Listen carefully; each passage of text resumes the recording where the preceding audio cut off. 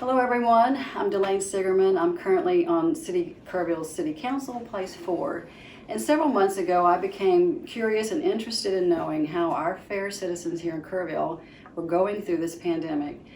So I did, and I've talked to a lot of people, gotten a lot of stories. So today I have with me, it's a pleasure to have Cory Edmondson here with me. He's the CEO of Peterson Health. He'll tell you. But he was intricately involved in getting the communication out along with a team of people when we were going through the height of the COVID pandemic. So we're here today to kind of get his story on how the hospital has fared, how he has fared, and maybe some tips on silver linings. So looking forward to it. So tell me, Cory, one of my first questions is, during February and March, when this was kind of new, we were trying to see what is this all about, how serious will this be? Was that about the time that the hospital decided we need to start preparing and making changes should this become a real serious pandemic? So yeah, well, we actually started in January. Okay. When we heard about the pandemic in January from China that would probably make its way over here, we started taking steps and internally trying and monitoring what was going on around the world. In addition to that, we also knew that PPE was probably going to be a challenge.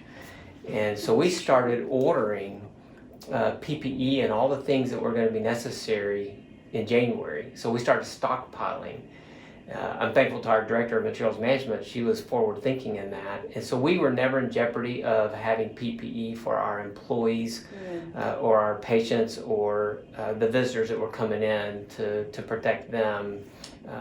So we started really managing and monitoring this in January. We set up our hospital incident command structure really early March and starting to talk about this when things were starting to ramp up.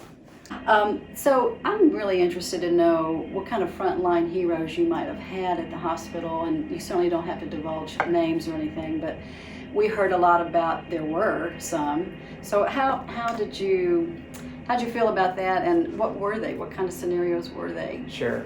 I would say that our whole health system has been frontline heroes.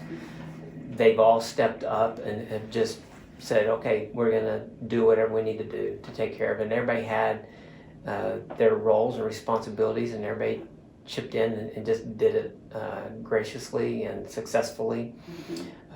In particular, for this particular pandemic, a few people stand out because they had some specific things they had to accomplish. Pam Burton, our infection control nurse, really had to step in and take ownership of this. This is, as an organization and in healthcare, we were made for this kind of stuff. This is what we get into.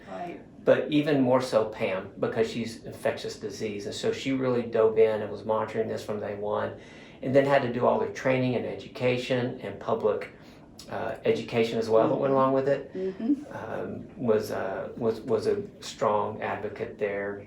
Mac Blanton, our chief medical officer as well, was instrumental in this.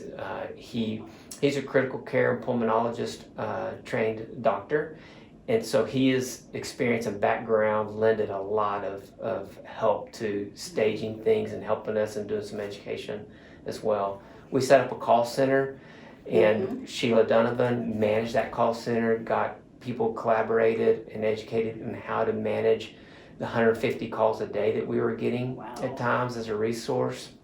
That's a lot. And then our emergency department, everybody in the emergency department, the doctors and all, they had to assume that everybody that came to the door is COVID. And even to this day, they have to assume that. And so they're always on alert. Not that they're not on alert all the time in their past.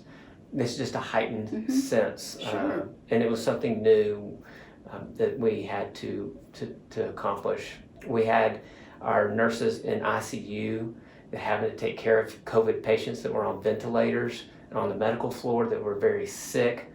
And having to go in, and we gave them PPE, but they were being exposed to something that was new, but they just did it, and more of a sacrifice almost. But that's what we went to school to do, and what we were meant to be. So Well, thank you for putting all those skills and learning and education to work for us to protect us and help those that needed it.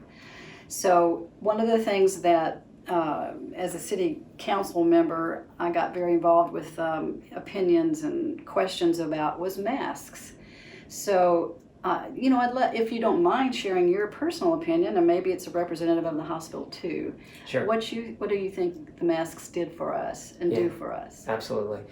Masks are important. I'll try to couch this in a good way, but I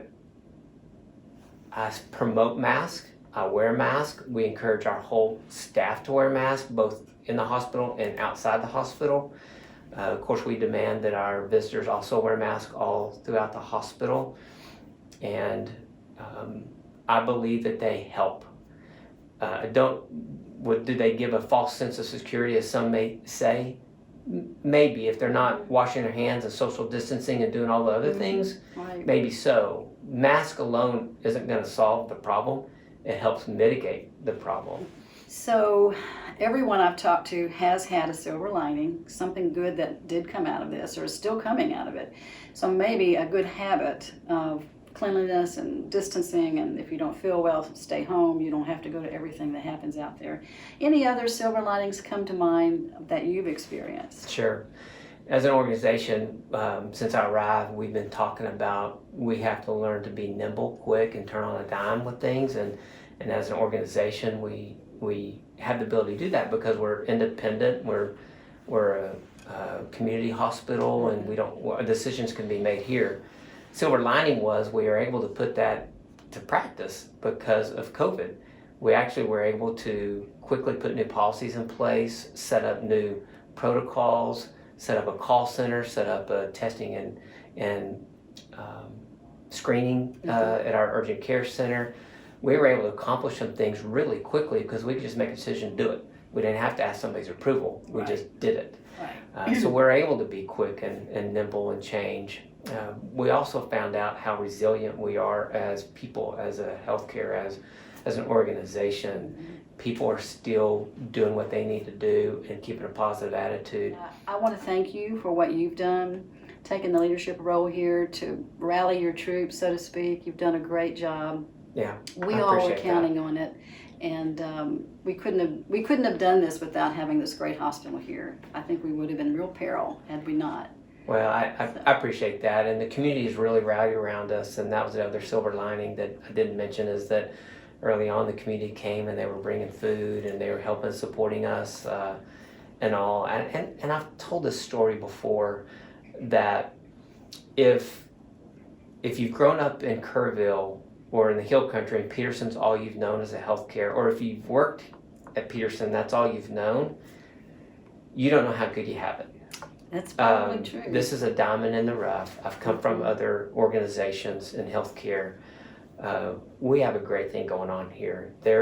From a culture standpoint, the availability of healthcare, the subspecialty care that we have here, it's unusual for a community our size.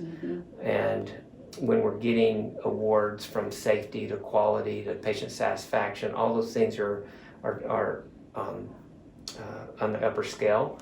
We're one of the safest hospitals in the country and just got rated, just won the Texas Governor's Cup award for quality, one of 3 organizations in the state. We received that in April.